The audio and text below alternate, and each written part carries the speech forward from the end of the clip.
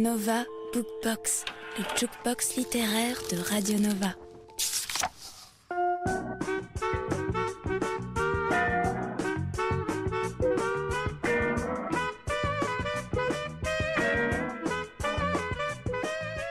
Bartleby!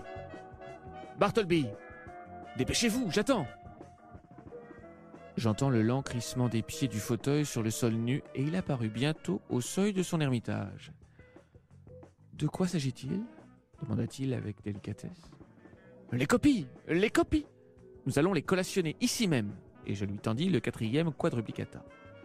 « Je préférerais ne pas, » dit-il, et il disparut en douceur derrière le paravent. Durant quelques instants, je restai figé comme une statue de sel, à la tête de ma colonne de clercs assis. Recouvrant mes esprits, je m'avançai en direction du paravent et demandai la raison d'une conduite aussi peu ordinaire. « Pourquoi refusez-vous » ?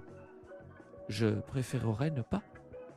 Avec n'importe quel autre homme, je serais aussitôt entré dans une colère épouvantable et sans daigner ajouter un mot, je l'aurais ignominieusement banni hors de ma présence. Mais il y avait quelque chose chez Bartleby qui non seulement me désarmait étrangement, mais également d'une manière qui tenait du miracle, me touchait et me déconcertait. Je commençais d'essayer de le raisonner.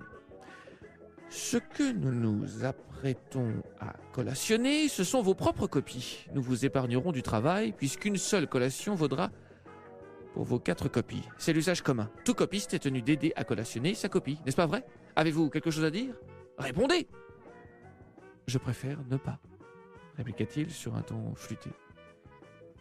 Tandis que je lui parlais, il m'avait donné l'impression de retourner soigneusement dans sa tête chacune de mes déclarations, d'en saisir pleinement le sens et de ne pouvoir que se rendre à l'imparable conclusion, mais il semblait en même temps que quelque considération souveraine l'obligeât à répondre comme il le faisait. « Vous êtes donc décidé à ne pas faire droit à ma requête, une requête conforme à l'usage commun et au bon sens. » D'un signe bref, il me donna à comprendre que sur ce point, mon jugement était juste. Oui, sa décision était irrévocable. Nova Bookbox, c'est comme un jukebox, mais avec des livres. Vous venez d'entendre un extrait d'une nouvelle extrêmement célèbre de l'américain Herman Melville. Vous savez, Melville, c'est l'auteur de Moby Dick. En 1853, donc bien avant la publication de Moby Dick, il a publié en feuilleton l'histoire de Bartleby le scribe, une histoire de Wall Street. L'ouvrage a été réédité en poche l'année dernière aux éditions Alia. Bartleby, c'est un copiste, un scribe qui se présente un jour dans un bureau de Wall Street où on recopie des documents financiers.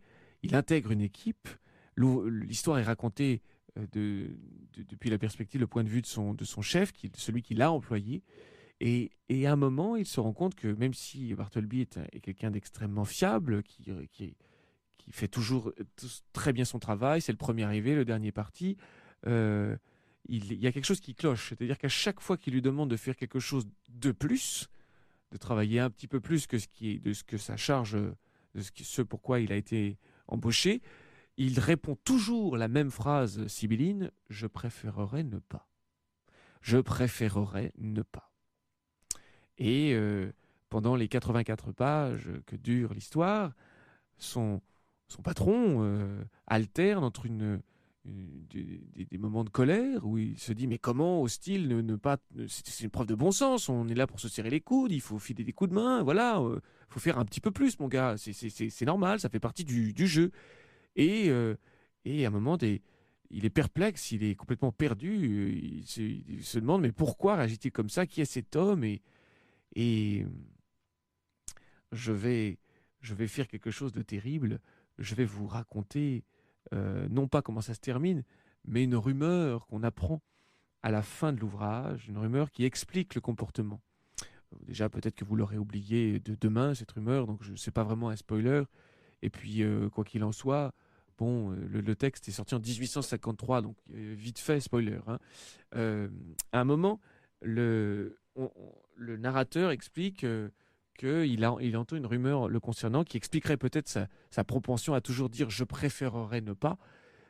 Il parle d'un emploi antérieur à ce bureau-là, où il aurait travaillé,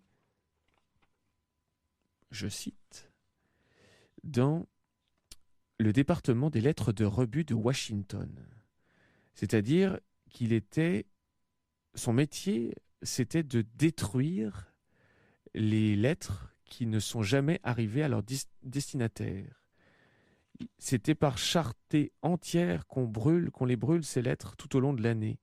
Parfois des feuillets pliés, le pâle employé, parfois de ces feuillets pliés, le pâle employé retire un anneau. Le doigt auquel il était destiné s'effrite peut-être dans la tombe. Un billet de banque que la charité expédia en toute hâte. Celui qui l'eut soulagé ne mange plus et ne connaît plus la faim. Un pardon pour des êtres qui moururent confits de remords.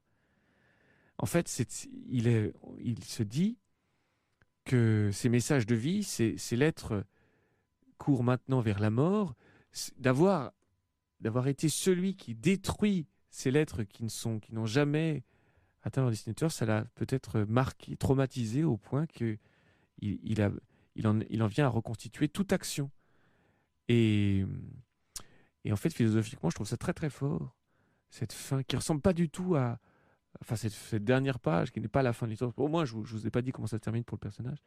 Je trouve ça très très fort, parce que d'arriver comme ça à créer des personnages qui sont des postures philosophiques, on aimerait pouvoir consacrer toute une vie à faire 84 pages aussi marquantes.